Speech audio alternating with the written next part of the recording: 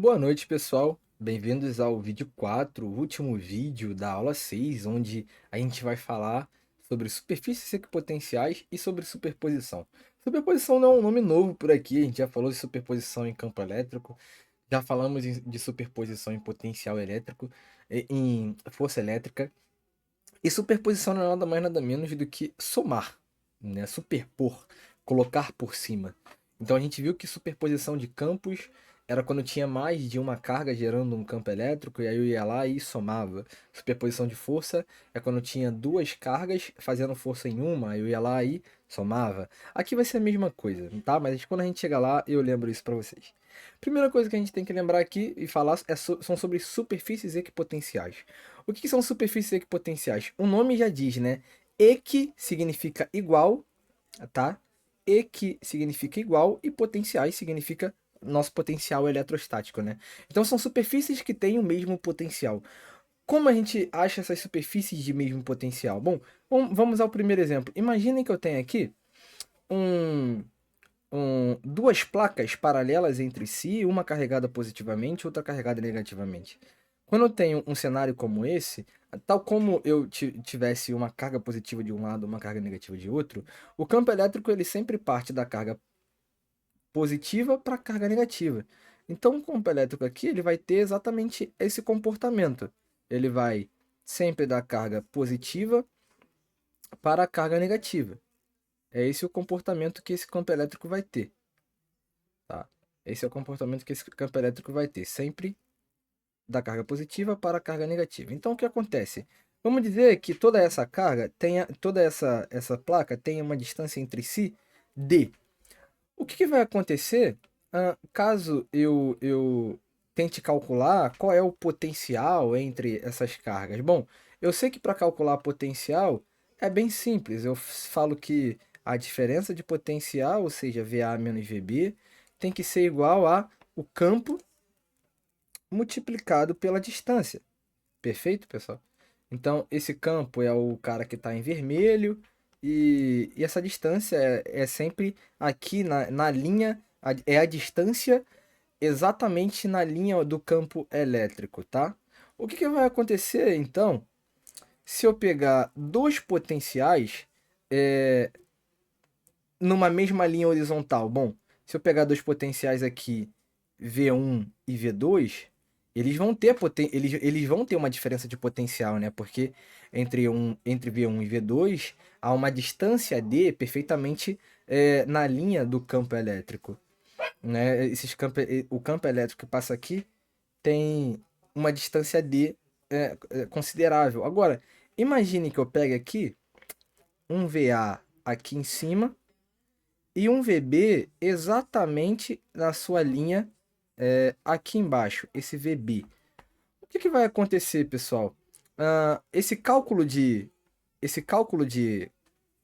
diferença de potencial, ele é diferença de potencial igual ao campo vezes a distância, só que essa distância tem que ser na direção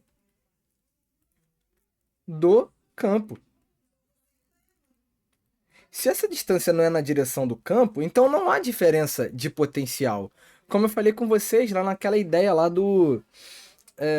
da esfera condutora. E se não há mudança, então não há diferença de potencial. Então toda a superfície aqui que for perfeitamente perpendicular ao campo, toda a superfície que for perpendicular ao campo, ela vai ser uma superfície equipotencial. Ela vai ter o mesmo potencial, porque ela não consegue variar. Só há variação quando eu tenho um campo elétrico sendo percorrido. Se eu percorrer a linha do campo elétrico indo para a direita ou indo para a esquerda, aí sim há variação de potencial. Agora, se eu subo e desço numa mesma reta perpendicular a esse campo elétrico, então o campo elétrico não está aumentando ou diminuindo, o meu potencial não está aumentando ou diminuindo. Na real, meu potencial é o mesmo, porque não há distância entre VA e VB na direção do campo elétrico. Então aqui há uma superfície equipotencial. Para que fique claro isso, imaginem o seguinte: é muito. Imaginem o seguinte: o potencial ele sempre surge a partir da carga geradora. É a partir dele que a gente tem que é, se moldar. Então imagine aqui que eu pegue um pontinho que está a uma distância D da nossa carga geradora. E aí eu pegue um pontinho que está a uma distância 2D da nossa carga geradora. Mas aí eu pego aqui do lado um pontinho que está a uma distância também D da carga geradora. Aí eu pego aqui embaixo um pontinho que está a uma distância D da carga geradora. O que vai acontecer? Eu posso até dizer que aqui eu estou falando que é o ponto A, aqui o ponto B, aqui o ponto C e aqui o ponto D. Eu posso até dizer que entre VA e VB tem diferença de potencial. Entre VC e VB tem diferença de potencial. Entre VD e VB tem diferença de potencial. Agora, não há diferença de potencial entre esses caras que têm a mesma distância da carga geradora. Por quê? Porque eles são superfície, eles estão todos sobre uma superfície equipotencial. Eles são perpendiculares, eles estão em uma superfície perpendicular à linha de campo, entenderam? Eles têm a mesma distância da carga geradora. E eu sei que potencial ele é K sobre D. Se eles têm a mesma distância sobre a mesma carga geradora, então todos eles têm o mesmo potencial. Então VD, VC e VA são o mesmo potencial, VA, VC e VD, já que eles têm a mesma distância da mesma carga geradora. A gente pode trazer esse raciocínio para cá. Imagine que a carga geradora aqui seja o positivo.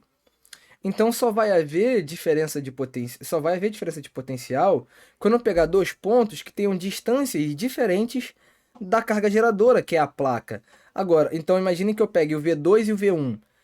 Então, do V2 para a placa geradora, eu vou dizer que tem uma distância Dzão. E do V1 para a placa geradora tem uma distância Dzinho. Opa, então aí sim há uma diferença de potencial. Agora vamos pegar esse VA e VB. Eu vou dizer que do VA para a placa geradora é X e do VB para a placa geradora também é X. Então, eles são potenciais que surgem da mesma placa geradora e que têm a mesma distância. Então, eles sempre vão ter o mesmo potencial. Então há aqui uma superfície equipotencial. E eu posso dizer que superfícies equipotenciais são perpendiculares, são perpendiculares, ao campo elétrico. E há uma coisa, né? Vocês podem perceber que quanto mais distante eu vou me tornando aqui, percebam, né, que a fórmula do potencial é Q sobre D.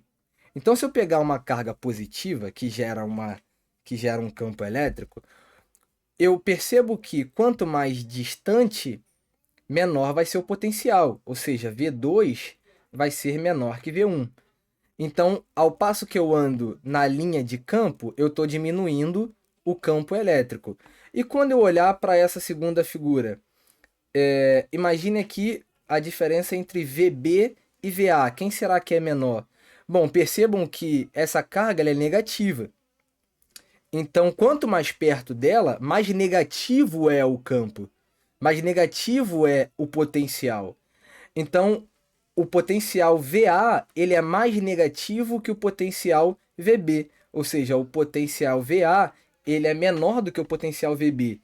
Então, de novo, ao passo que eu ando na, na linha do potencial, na linha do campo elétrico, o meu potencial vai diminuindo. Então, tem uma observação a ser feita aqui embaixo, que é a seguinte: ao andar sobre a linha de campo, o potencial diminui, tá? Independente se a carga geradora é positiva ou negativa, andar sobre a linha de campo diminui esse potencial, tudo bem? Como a gente viu aqui. Agora, superposição. A superposição não é nada mais nada menos do que somar os potenciais. Imagine aqui que eu tenho esse cenário, onde num plano cartesiano, eu tenho aqui uma carga 2Q, outra carga menos Q e outra carga aqui 3Q. Bom, se eu tenho essas três cargas e eu quero calcular o potencial no ponto P, basta que o potencial no ponto P, que eu calcule aqui, seja única e simplesmente igual a V, seja igual a V, ou seja, o potencial do 2Q, mais o potencial do menos Q, mais, né, o potencial que vem do 3Q. Agora, calculando esse cara, então o potencial em P vai ser... Qual é o potencial que vem do 2Q? O potencial é KQ sobre distância. Então, isso aqui vai ser K, a carga é 2Q, sobre a distância, que é simplesmente o lado A. Qual vai ser o potencial que vem do menos Q? Vai ser K, a carga menos Q, sobre essa distância aqui, que não é A. É como se fosse a diagonal de um quadrado de lado A. Ou seja, ela é A raiz de 2. Então, isso vai ser sobre A raiz de 2. Mais o potencial que vem de 3Q é igual a K 3Q sobre A também. Porque essa distância daqui para o ponto P é A. Logo, fazendo a conta aqui, VP vai ser igual a... Todos esses caras, eles estão sobre A, só que tem aí o do meio, que está sobre A raiz de 2. Então, eu posso multiplicar aqui em cima e embaixo de cada um deles por raiz de 2. Multiplicando em cima e embaixo cada um deles por raiz de 2, eu vou achar que essa primeira parcela aqui é 2 raiz de 2 kq. Essa parcela aqui é menos raiz de 2 kq. E essa parcela aqui, ela é mais 3 raiz de 2 kq, tá? Isso tudo sobre